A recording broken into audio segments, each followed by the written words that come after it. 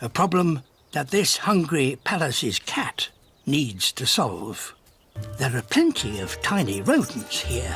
The problem is getting close enough to catch them. No easy task on an open plain. Time for a game of grandmother's footsteps. When her prey looks up, she freezes. When it looks away, she sneaks closer. Once within striking distance, she performs her greatest trick. Her waggling tail seems to mesmerize her prey.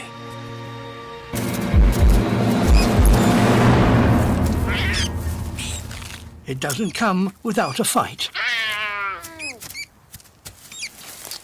She will need to do this dozens of times a day, because she has 5 kittens to care for.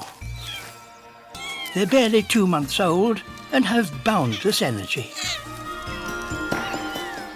With the meal delivered, she tries to get some rest. But it's not long before she's off hunting again. A mother's work is never done.